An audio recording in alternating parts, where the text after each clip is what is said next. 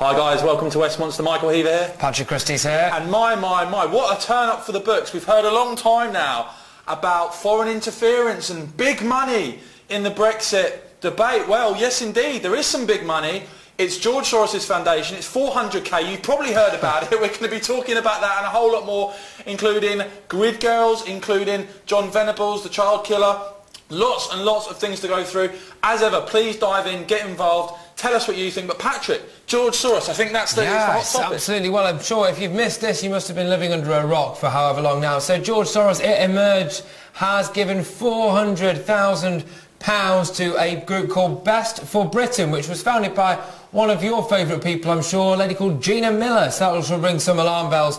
Billionaire George Soros has given £400,000 to the campaign group, which openly states that it wants to overturn Brexit. They want to do things like give a load of money to candidates standing against pro-Brexit MPs or political candidates, etc., etc. So really there is a clear angle from this group to undo the democratic will of the people and overturn Brexit. And George Soros, it emerges, has been bang at the centre of that. But Patrick, weren't we all told, guys, weren't we all told that there was interference, whether you talk about Trump, whether you talk about Brexit, it was all on that side. And now we see the truth, the stone-cold truth, that George Soros' foundation, 400k, into the anti-Brexit movement, bankrolling it basically. I want to know what you guys think about it. I certainly think that it exposes a truth that's going on now, this globalist push.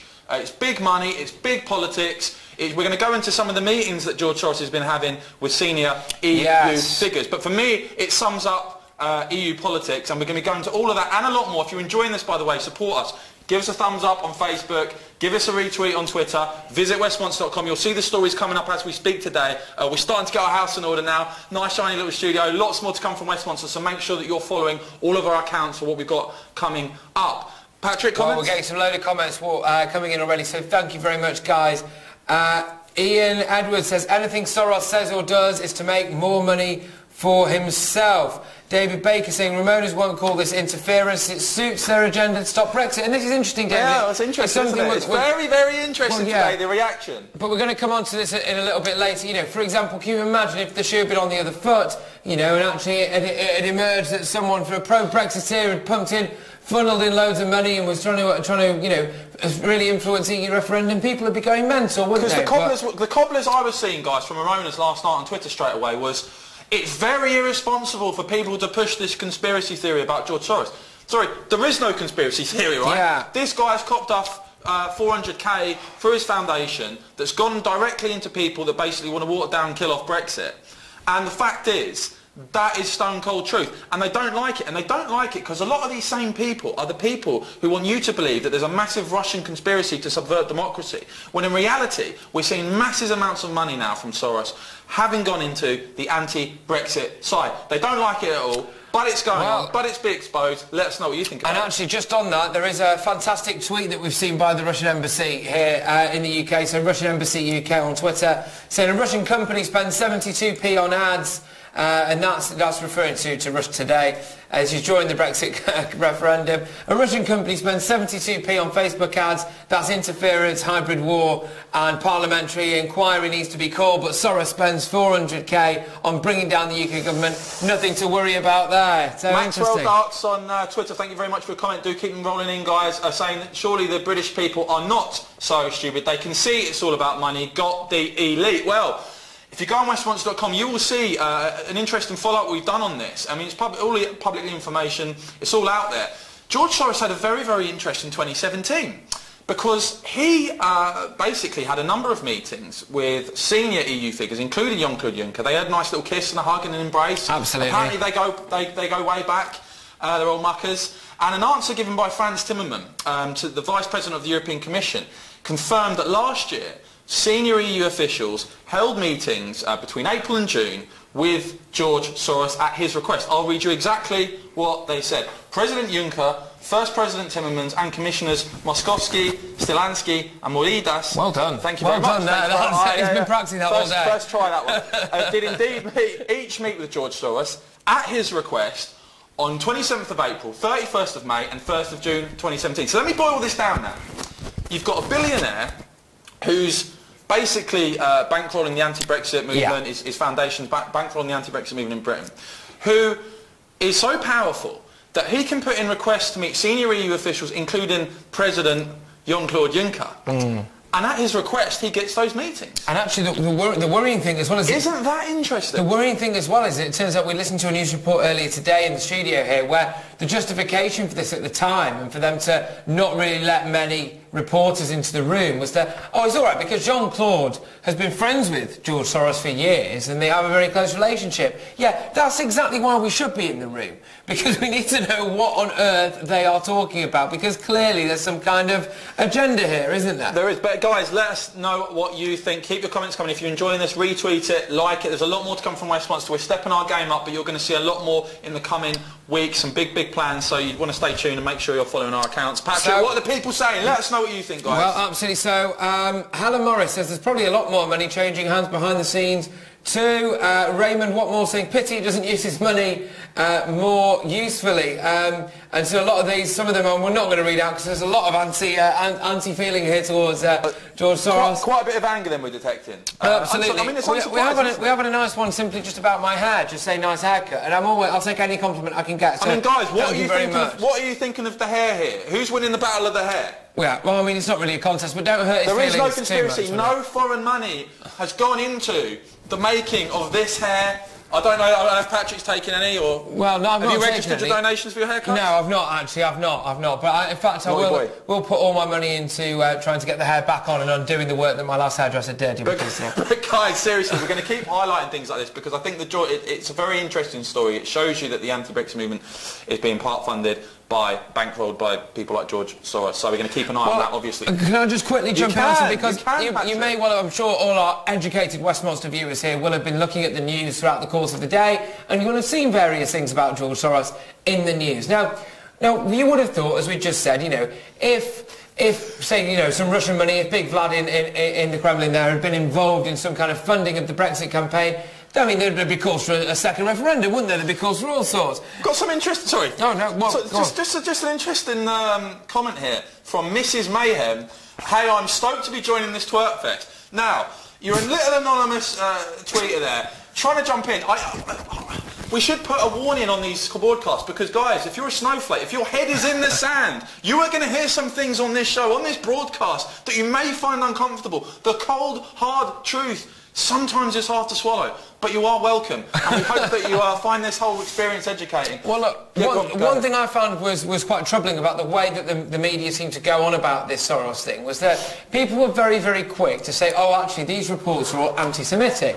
They're all anti-Jewish. Now, I found that very, very, very strange because, as I'm about to read to you guys now, I managed to kind of compile all the headlines of these Soros reports. And one of them here from the Times, billionaire George Soros backs bid for second Brexit referendum. One from The Telegraph, George Soros, the man who broke the Bank of England, backing secret plot to thwart Brexit. The Mail revealed George Soros, the billionaire, you're getting a picture here, is one of 3 people who's trying to overturn Brexit. The Sun, basically the same. Now, I've read through all of these reports and I really cannot find any reference whatsoever to anything that is remotely anti-Semitic. And I think what we're seeing here, because I'm critical of George Soros, I don't want to be called anti-Semitic, I'm not. And so I'm very keen to try and push the idea that actually I think these people that are there calling these reports anti-Semitic, you are clutching at the final straw of whatever you had left of your integrity, because clearly you've realised that you've lost the argument and it turns out that the billionaires funding things behind the scenes are on your side, not ours. Well, it just seems to me, guys, unsurprisingly, the Ramonas are very reluctant now to talk about this sort of shady billionaire funding that's now on their side.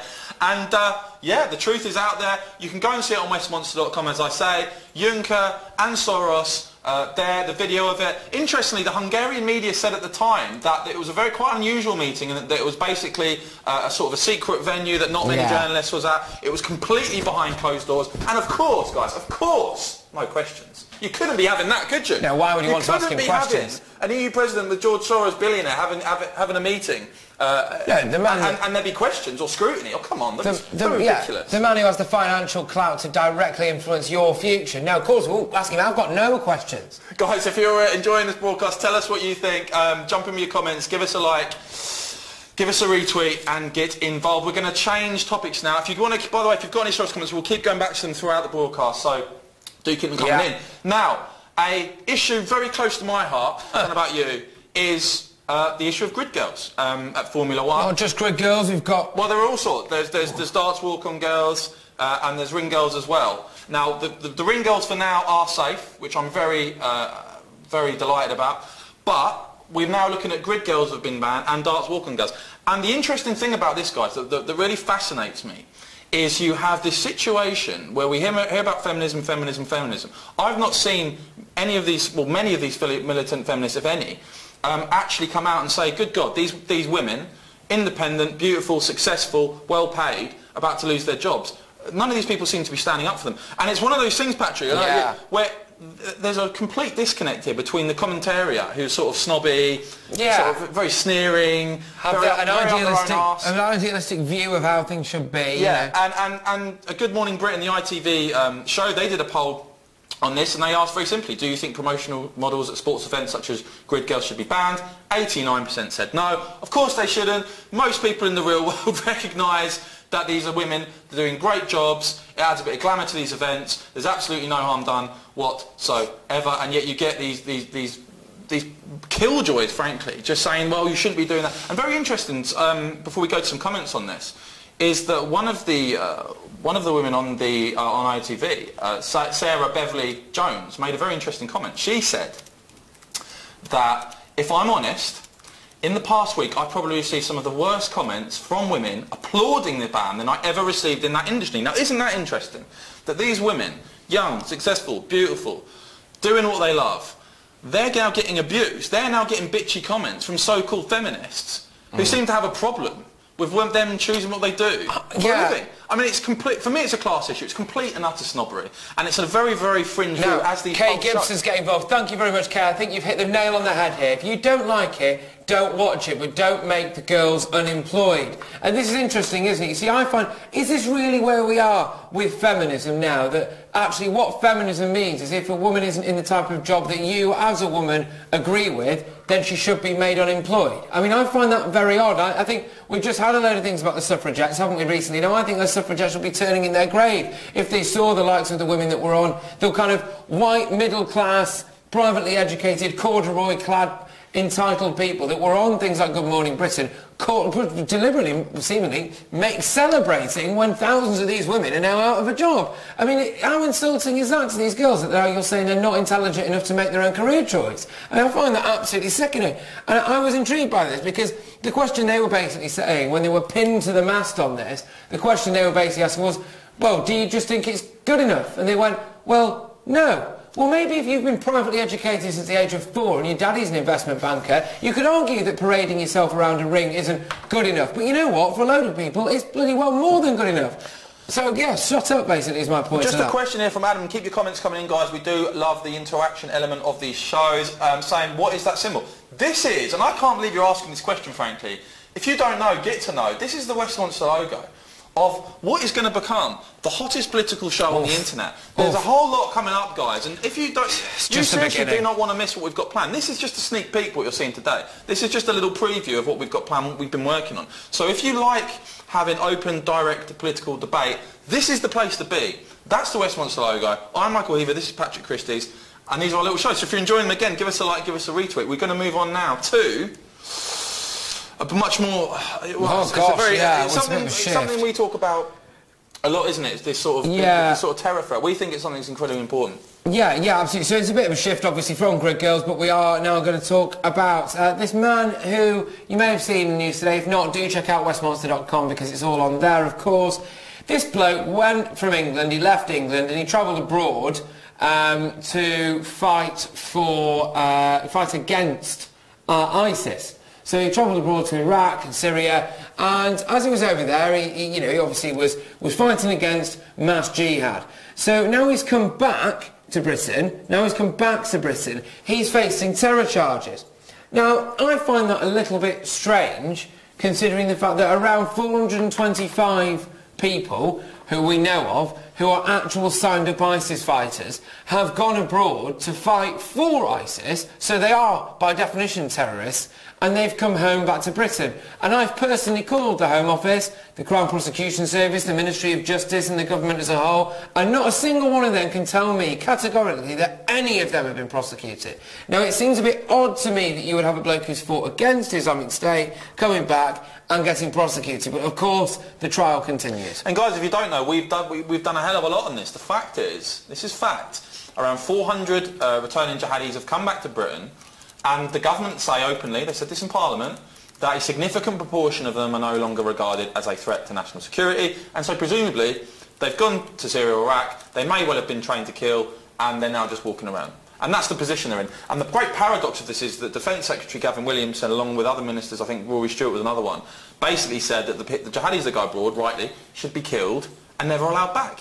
And yet we've got a situation where hundreds are back. And it doesn't make sense. It's a story we're going to keep highlighting at Westminster because, frankly, I don't understand how you would dare take that chance, that security risk that the British people are now facing of battle-hardened jihadis potentially walking around freely. Well, that's it. The message here to me seems to be, all right, OK, so if you've been abroad to fight for Islamic State, something that you knew, they've not exactly made a secret about how evil they are they? They've waged terror both in the Middle East and across Europe. They've literally flung homosexuals off buildings, done whatever. They've kept, rounded up entire groups of people and kept them as sex slaves. And you go over there and you join that little sick, warped death cult, and then you come back to Britain. Well, the message from our government apparently seems to be, that's all right then. You're basically no longer a threat. You crack on. You continue to maybe send your kid to the local school, use the NHS. Oh, you know what? Why don't you just get on the tube and sit next to me?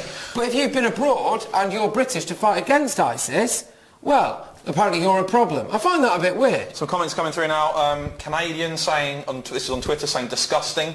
MOD saying feminists putting women out of work, WTF. Well, indeed. I mean, I don't go back to the last story. I really don't understand what people's problem is. I think you've got to be a pretty sad, lonely person to have any problem with this. And for me, it's the lack of feminists I've actually seen come out and say, well, this is wrong. With women here doing jobs they choose to do, they're successful at. Where's the Guardian They're not on this? given that choice. Yeah, why are we not seeing the Guardian East just piling in, saying, well, this is disgrace. These women are losing their jobs because of this ridiculous agenda some have. But no, you don't see any of that, do you? You don't see any of that. And it's because of this middle-class feminist snobbery, in my opinion, that basically turns its nose up at what these women choose to do. And this is it. So just coming back onto what I've just spoken about there, about this bloke who's come back from fighting ISIS, who's now actually himself facing a terror charge. So we've got loads of people just talking about the ISIS threat in general. Kate Gibson saying they're not British, they're traitors, they should not be allowed back in. That's obviously for the people that have gone over there to join ISIS. Mandy Carter says these people are walking around like a time bomb.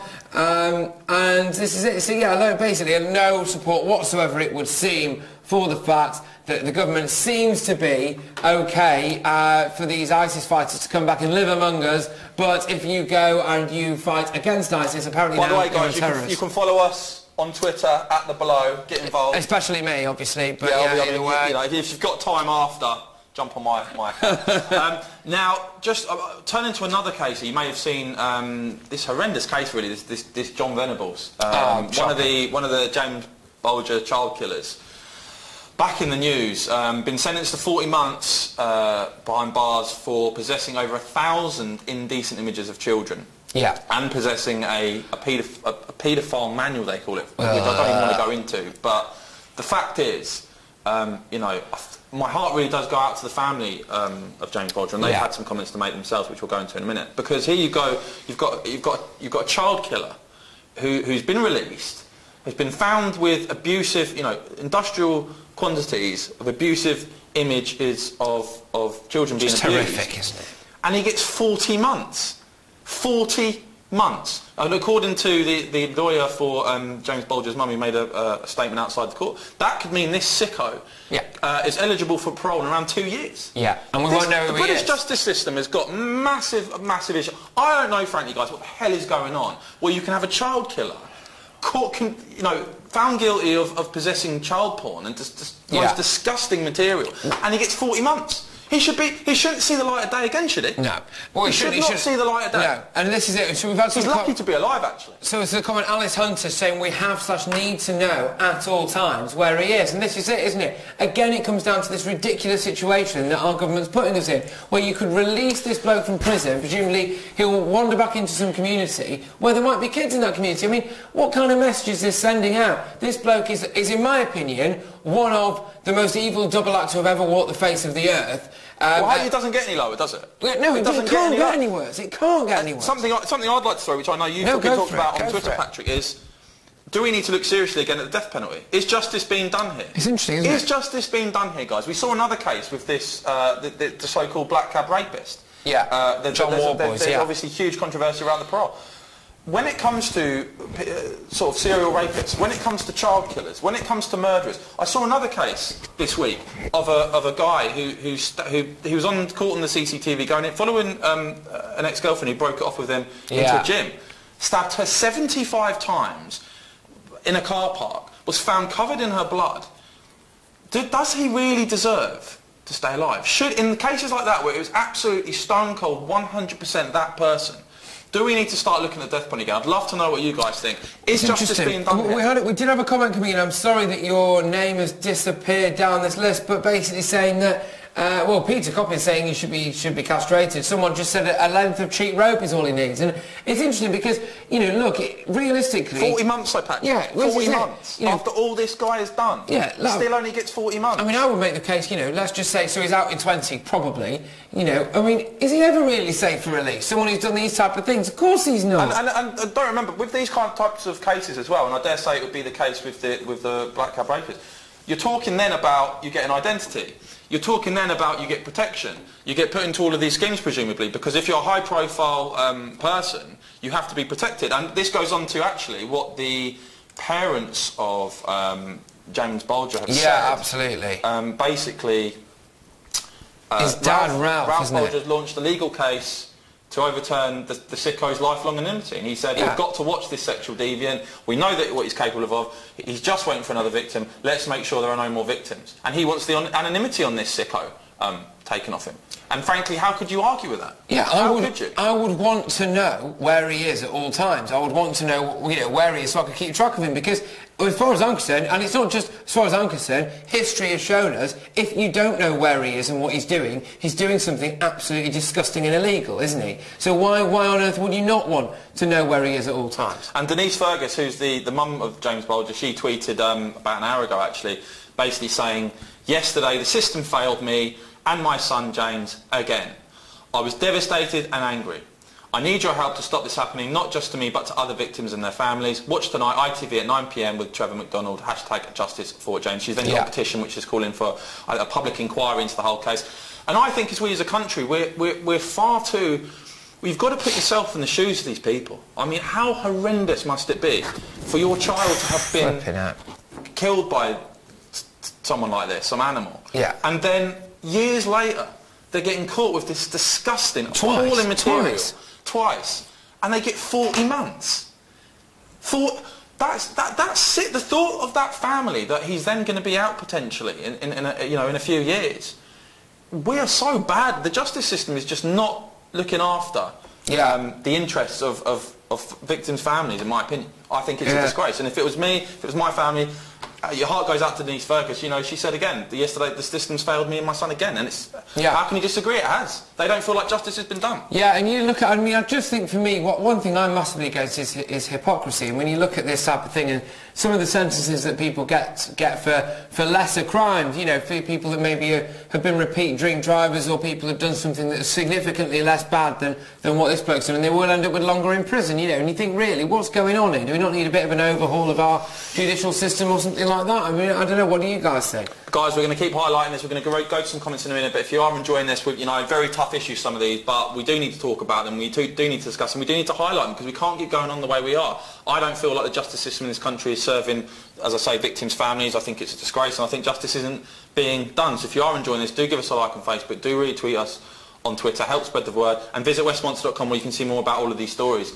We're just now going to go to a bit of more of an upbeat. Oh, uplifting now. An upbeat, because you know, there's a lot of potential with Brexit Britain, and I know we get a lot of Ramonas like to talk it down and say it's not going to happen, blah, blah, blah, blah. Very, very interesting today. The Bank of England revising up their forecast for the UK for 2018, up from 1.6% growth to 1.8% growth. Now, the significance of this, of course, is you've probably seen it in your face all week long about these Project Fear forecasts. Those forecasts, right, are for 15 years ahead. These were made months ago, and these were wrong, right? So, you know, it's complete and utter baloney, isn't it? Yeah. If you can't nail forecasts months ahead of time, and then you're throwing out these figures for 15 years, I mean, it's a complete and utter joke. And again, you can go and see on the Treasury, on the government websites now, those Treasury predictions. Leave vote was going to mean 500,000, but it's going to mean recession. It's you know, judge a horse by its form, right? They can't get a couple of months worth of predictions right. These 15-year ones are pie in the sky. I don't understand really why, when these 15-year predictions came out, and I was asked to go on television and talk about them, and a lot of people were looking at me like I was absolutely mental, and they're saying... Well, that's quite understandable. Yeah, well, I get that a lot anyway, actually, but no, they were saying, you know, well, of course, Brexit's going to mean this, I said, look, what is it you people aren't understanding? I fundamentally dispute the validity of these figures. Why? Because they've never really been right before. I've said on this show before, if you ask someone a question once and they give you the wrong answer, and you ask them a question a second time and they give you the wrong answer, you don't ask them a third time, do you?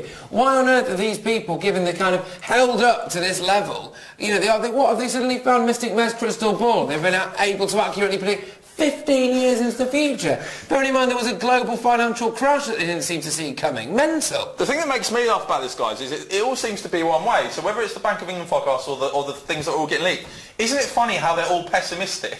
Yeah. Like, you never get like major figures that turn out to be too optimistic. That every single time it's the same thing. It's like, have they learnt the lesson of that trash that was put out before the referendum that completely got the whole thing wrong? And these so-called experts now are talking about 15-year forecasts. And is it a coincidence that in some of the areas where the highest Leave turnout was, all of a sudden they're going to be the ones with the biggest financial hit? Talk about a little bit of maybe an agenda to change people's minds. I don't know, maybe is that a bit too conspiracy theorist? I'm not sure.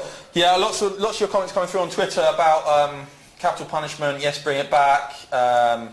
Very good. Paul Willis Org saying very good scope. Great charisma, thanks for this. Oh, so thank you. I'll take that. Because the more of you that watch these and retweet these and like these and visit westmonster.com, it's what fires us up, it's what motivates us. And as I say, there's a lot more to come from us, guys. What you're seeing here today is an evolving beast. Oh, you're going to see, I like that. You're going to see it. You're going to see a lot more from us. We're going to keep talking about these issues. Keep pushing for the Brexit that we all know we want and that we voted for. Keep pushing for real justice in this country and highlight the terror threat that so many people want to sweep under the carpet, but that is so important that we keep highlighting, because at the end of the day, there's nothing more important than the safety of you, me and our families. Absolutely. But thank you very much for joining us, guys. Again, one more time, if you have enjoyed this, do give us a thumbs up, do give us a like, give us a retweet on Twitter, and visit westmonster.com. And by the way, YouTubers, click that subscribe button and the bell. We will see you all very, very soon. Take care, guys.